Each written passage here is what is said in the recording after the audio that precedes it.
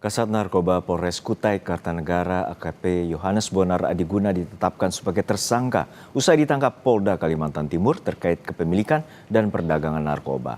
Pengakuan AKP Yohanes, ia sudah 5 kali melakukan perdagangan narkoba yang dikirim melalui paket.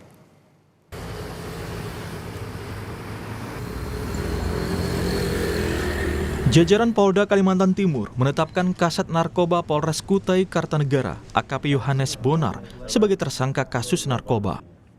Pelaku terancam sanksi etik pemberhentian dengan tidak hormat dan pidana penjara di atas 5 tahun penjara.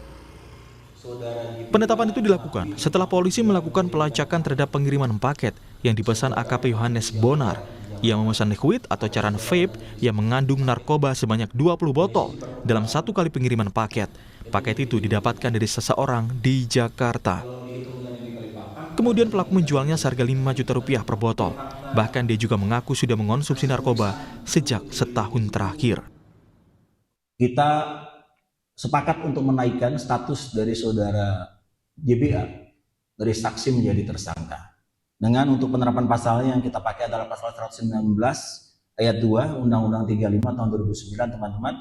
Dan kemudian juga kita juntukan dengan pasal 609 teman-teman. Kemudian juga ada penyesuaian Undang-Undang nomor 1 2003 dan juga junto penyesuaian Undang-Undang nomor 1 2026 tentang KUHP. Sebelumnya Kasat Narkoba Polres Kutai Kartanegara AKP Yohanes Bonar Adiguna ditangkap di Tres Narkoba Polda Kaltim. Ia diduga terlibat kasus penyalahgunaan dan perdagangan narkoba. Polda Kaltim menegaskan tidak ada toleransi bagi polisi yang terlibat narkoba dan akan ditindak tegas. Kasat Kasat Narkoba kita lakukan penindakan, masih dalam proses pemeriksaan di Polda. Karena masih pemeriksaan, lanjutan kita belum bisa menyampaikan lebih lanjut. Intinya peristiwa itu ada. Ya. Kronologinya seperti apa? Belum saya sampaikan karena masih dalam proses pengembangan. Ya. Oke, baik, terima kasih. Nanti kalau sudah lengkap. Ya. Oke, baik, nanti. Terima kasih. Sidang etik kasus ini akan digelar secara terbuka. Rijal Mustafa, Jasmine Ja'far, Kompas TV, Kutai Kartanegara.